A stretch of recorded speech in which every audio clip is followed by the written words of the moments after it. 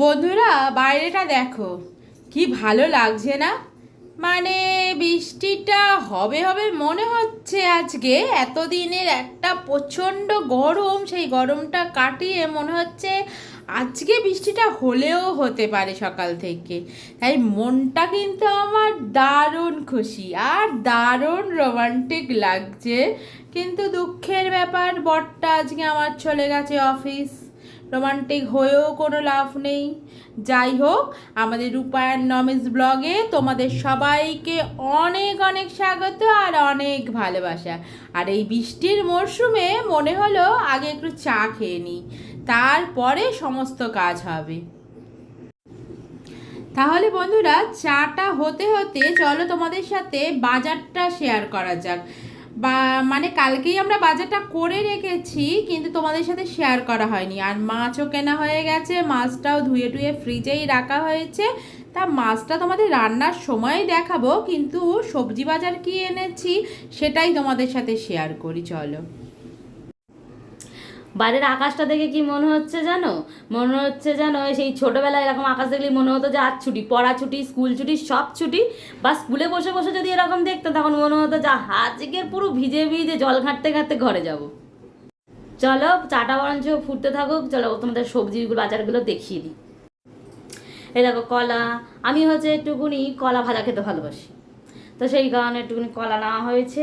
আর এখন যা সবজির বাজার আগুন, আর বলো না, তাই জন্য সব অল্প অল্প করে নিয়ে আসা হয়েছে, যাতে না বেশি সমস্যা হয়। একটু তো সবজিও খেতে হবে, আবার একদম সবজি না খেলে তো আবার মানে মানে দিদিভাই বলে বেশি সবজি খেলে নাকি রক্ত নাকি সবুজ হয়ে যাবে দিদিভাইয়ের, তো কিন্তু তবুও খেতে তো একটু হবে, তার জন্য অল্প অল্প করে সব নিয়ে আসা হয়েছে। নাহলে আবার রক্তটা যদি আবার লালও না থাকে তখন কি হবে। এখানে তো একটু গাজর, বিনস, একটু পটল, একটু তোমার ঢ্যাঁড়স, আর এই যে আম, সিজনের জিনিস একটু না খেলে হয়, এখানে একটু আমও নিয়ে আসা হয়েছে। আমাদের বাজারটা কেমন লাগলো একটু বলো, কেননা এখন যা বাজারের যা অবস্থা, আমরা যে তবু যে বাজার করে এনেছি, আমাদেরকে একটুখানি ভালো বলে কমেন্ট করুন। বন্ধুরা, নমিত তোমাদের দেখালো সবজির বাজার আর বলল সবজির কীরকম প্রচণ্ড দাম। তার থেকে মনে হয় মাছটা খাওয়াই ভালো। আসলে সবজির বাজারটা এত আগুন দাম দেখে খুবই ভয় পেয়ে গেছিলাম, ভাবছিলাম মাছের দামটা কীরকম হবে। কিন্তু মাছের বাজারে গিয়ে দেখলাম যে মাছের দামটা মোটামুটি ঠিকঠাকই আছে, অ্যাজ ইউজুয়াল যেরকম হয় সেরকমই আছে। তাহলে বন্ধুরা, আজকে আমরা লটিয়া মাছটা করব আর সেই রেসিপিটাই তোমাদের সাথে শেয়ার করছি। এখানে আমি 1 কেজি লোটে মাছ নিয়ে নিয়েছি। আর এর সাথে যে যে মশলাগুলো লাগবে বা জিনিসগুলো লাগবে সেগুলো তোমাদের দেখিয়ে দিই। পেঁয়াজ কুচি, টমেটো কুচি, রসুন বাটা, আদা বাটা আর লঙ্কা কুচি, কাঁচা লঙ্কা। আমি এই রান্নাটা সর্ষের তেলেই করব, তার জন্য কড়াতে সর্ষের তেল দিয়ে নিয়েছি। তেলটা গরম হয়ে গেলে এর মধ্যে কোনো রকম ফোড়ন দেবো না, এর মধ্যে কাঁচা পেঁয়াজটা দিয়ে দেবো। দিয়ে ভালো করে ভাজা ভাজা করে নেব, মানে একটু লাল করে নেব পেঁয়াজটা। দেখো পেঁয়াজটা এরকম ভাজা ভাজা হয়ে গেলে এটার মধ্যে দিয়ে দেবো রসুন কুচি বা রসুনের পেস্ট, তোমরা যেটা ইচ্ছে দিতে পারো। আবার রসুনটা ভালো করে নেড়ে নিচ্ছি, মানে রসুনের কাঁচা গন্ধটা যাতে কেটে যায় সেই পর্যন্ত কিন্তু নাড়াচাড়া করে নিতে হবে। ভালো করে ভাজা ভাজা হয়ে গেলে এর মধ্যে দিয়ে দেবো আদা কুচি। আদা দিয়ে বেশিক্ষণ নাড়াচাড়া করার দরকার নেই, এর মধ্যে টমেটো আর কাঁচা লঙ্কা কুচিটাও দিয়ে দেবো। এবার ভালো করে নেড়ে ছেড়ে টমেটোটা যখন গলে যাবে, মানে মশলা থেকে যখন তেল ছাড়বে, তখন যে মাছটা আছে সেই মাছটা দিয়ে দেবো এই মশলাটার মধ্যে। মাছের মধ্যে হলুদ দেওয়া ছিল।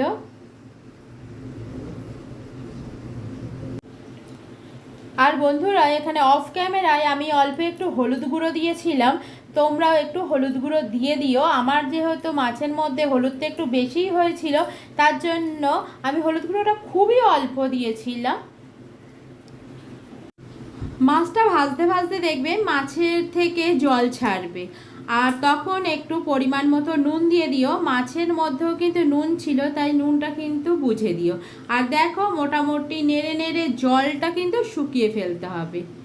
দেখেছো রান্নাটা ঠিক এই রকম হয়ে যাবে। মাছটা এরকম জলটা শুকিয়ে গেলে নাবিয়ে নেবে, ব্যাস রান্নাটা হয়ে যাবে।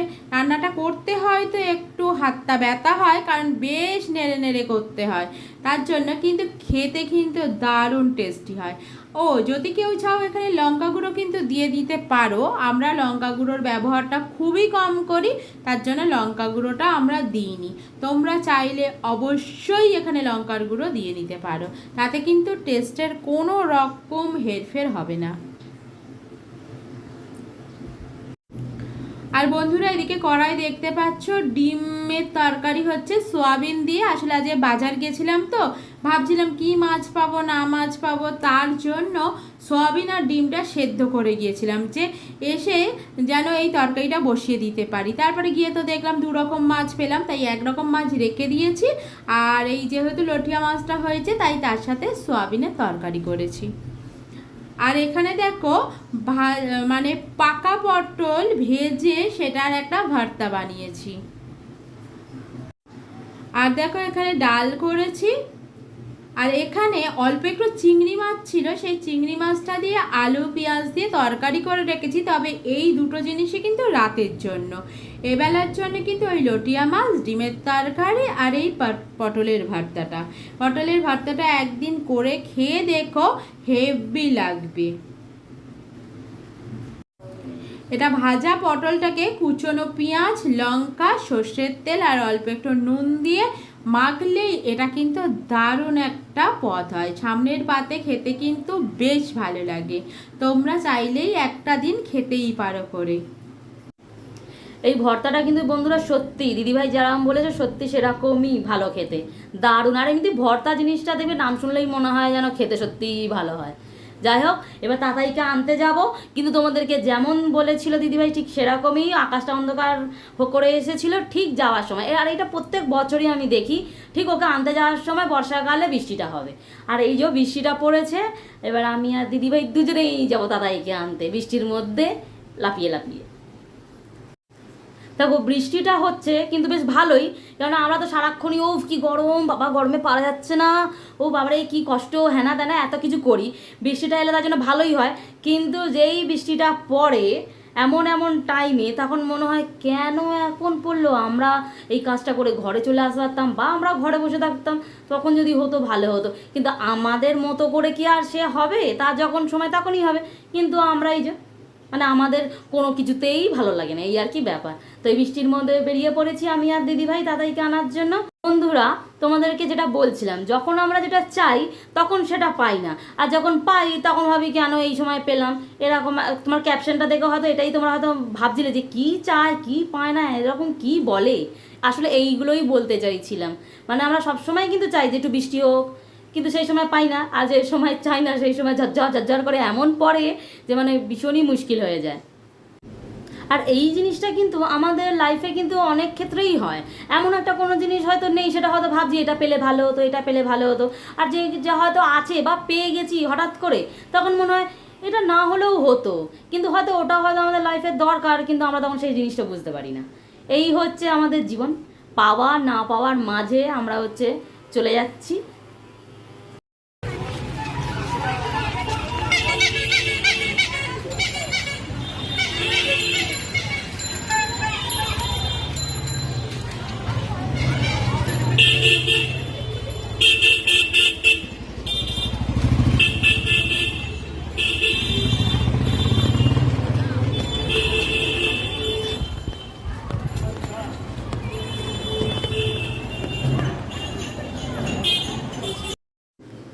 এই দেখো তাতাই স্কুল চলে এসেছি। এবার দেখো তো, ছাতা সাইকেলের সাইকেল, মানে মানে এমন সময় বৃষ্টিটা হয় যে এখানে কিন্তু ছাতা নিয়ে কিন্তু আমরা দাঁড়াতেও পারছি না, কেননা বাচ্চারা বেরোবে, সাইকেল নেবে, তারাও তো বাড়ির দিকে যাবে, কিন্তু আমরা তো গার্জেনরা সব ছাতা নিয়ে দাঁড়িয়ে রয়েছি। যাই হোক, তার মধ্যেও কি এই যে বৃষ্টির মধ্যে আমরা ভিজতে ভিজতে চলে এসেছি, মনে হচ্ছে না সেই স্কুল পিরিয়ডে ফিরে গেছি, যে স্কুলে যাচ্ছি তোমার হচ্ছে ভিজে ভিজে, আর স্কুল থেকে বাড়ি ফিরছি ভিজে ভিজে, লাপিয়ে লাপিয়ে জল ঘেঁটে ঘেঁটে, মানে কি বলবো, মারা বারণ করলেও শুনতাম না। আর সেই সময় দেখো আমরা আবার এখনো পর্যন্ত সেই রকমই রয়েছি। যেই বৃষ্টিটা পড়ছে, দিদিভাই বললো যাবি, আমিও বললাম ঠিক আছে চলো, বলে দুজনে মিলে চলে এলাম। আর এই যে চলেছে তাতাই ঘরে এখন, কিন্তু তাতাই তো জানো তো ক্যামেরা একদম এই মুখ দেখাতেই চায় না, তো আমরা ঘরে চলে এলাম এইভাবেই। কিন্তু আমাদের বিকেলে আবার বেরোনোর আছে, কারণ আমরা আমাদের মাকে হচ্ছে একটু মডার্ন বানিয়ে দেবো। এবার কেন হলো এই কথাটা বললাম, কারণ আমাদের মাকে আমরা এবার একটা ফোন দেবো। আমাদের মা এখন এবার ফোন নিয়ে ঘুরবে।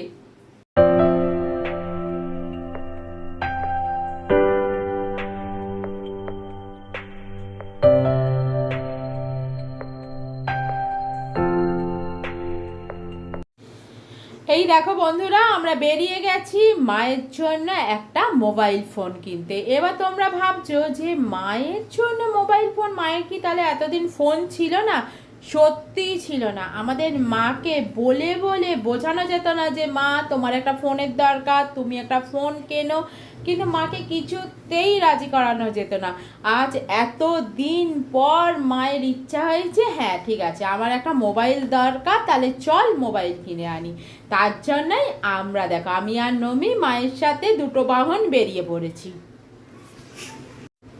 তবে ফোন কিনতে যাওয়ার আগে দেখো আমরা একটা ফটোগ্রাফারের দোকানে চলে এসেছি, কারণ এখানে মায়ের একটা পাসপোর্ট সাইজ ফটো দরকার, মানে ব্যাংকের কাজে।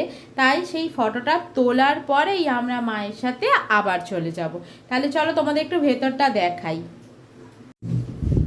কিন্তু জানো তো বন্ধুরা, বেরিয়ে তো পড়েছি বাড়ি থেকে, কিন্তু বেশ ভয় ভয় করছে একটা, কারণ বাইরে আবার বৃষ্টিটা শুরু হয়েছে। জানি না কত জোর বৃষ্টিটা হবে, খুব অল্প হলে তো ভালোই হয়, কারণ মাকে নিয়ে বেরিয়েছি, মা রোজ রোজ তো আর বেরোতে চায় না।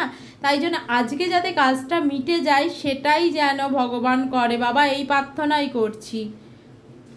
তবে আমাদের দুজনকে দেখো, চিন্তা তো হচ্ছে, কিন্তু এইদিকে আবার ভাবলাম যে তোমাদের সাথে একটু শেয়ার করব না আমাদেরকে, তার জন্য একটু আমাদেরকে দেখালাম।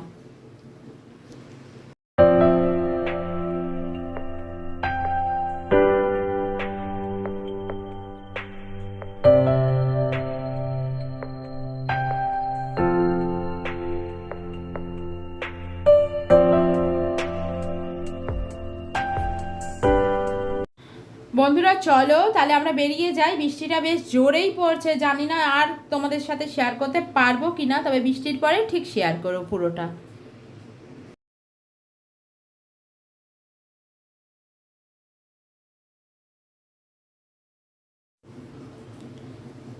দেখছো কি জোর বৃষ্টিটা পড়ছে, আমরা কিন্তু ফোনের দোকানে পৌঁছাতে পৌঁছাতে প্রায় ভিজেই গেছি। তাই ফোনটা যখন কিনেছি তখন আর আমরা তোমাদের সাথে সেটা শেয়ার করতে পারিনি, কারণ খুব তাড়াহুড়ো করে ফোনটাকে কেনা হয়েছে।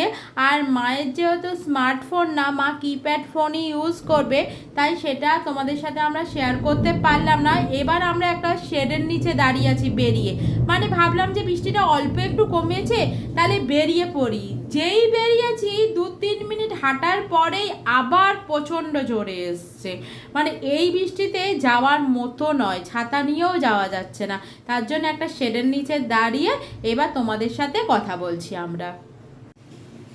তাহলে বন্ধুরা তোমরা দেখতে তো পাচ্ছ বৃষ্টিটা কত জোর পড়ছে, আর এই বৃষ্টির মধ্যে ক্যামেরা কন্টিনিউ করা যাবে না।